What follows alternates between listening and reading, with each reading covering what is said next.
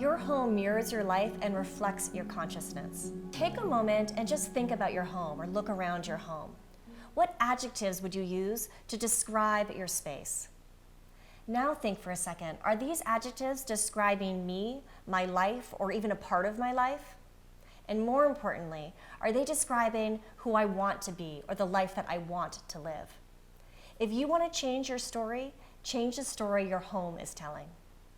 The physical blocks in our home, such as clutter or things that trigger negative memories or reflect limiting beliefs, all of these physical blocks are energetic blocks and they're emotional blocks. For example, if your goal is to allow more prosperity into your life, but your home reflects lack because you're living with things that are in disrepair or things that you don't like because you can't afford what you really want, then it's very hard to keep your attention on your intention to attract more prosperity into your life. Or if you're looking to have a relationship and attract a relationship and love into your life, but if you're surrounded by things that somehow just make you feel alone or reflect your single status, then it's going to be really hard to attract that relationship.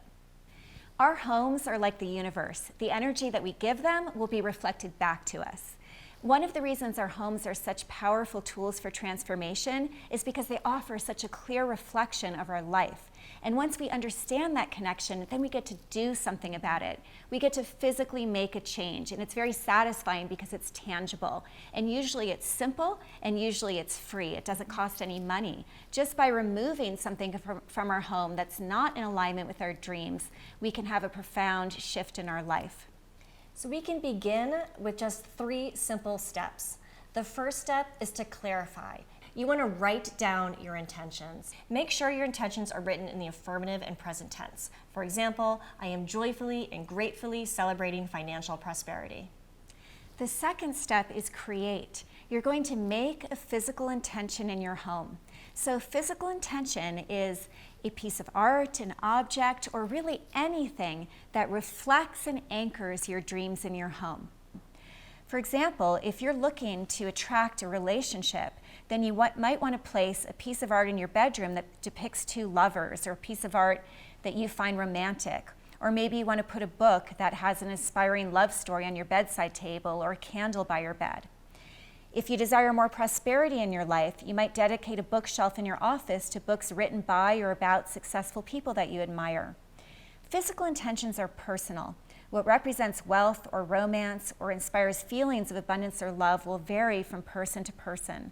All that matters is that it makes you feel love or makes you feel prosperous. The fastest way to manifest abundance is to feel abundant. The quickest path to love is to feel in love, and so forth. The third step is celebrate. Live your dream by making sure your home supports action steps that furthers your goals. If your goal is to eat healthier and exercise, you might keep healthy recipes accessible, clear the pantry of junk food, create a workout space, or leave your gym bag by your bed so you see it first thing in the morning. Make it very easy for yourself to take that first action step.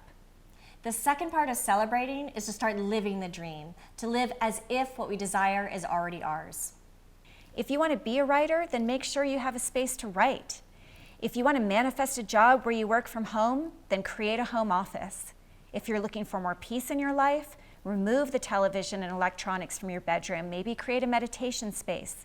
If you desire more love, but it is not in your budget to make over your bedroom, you can still shift the energy and get results by making small changes, such as creating a focal point of cherished items grouped together on your bedside table that inspire feelings of love. So just to review, we are going to clarify, create, and celebrate. We're going to clarify by writing down our intentions, writing down what it is we desire. We are going to create by creating physical intentions in our home. And these intentions are reflections of our dreams and our goals. And then we're going to celebrate. And we're doing this in 2 ways.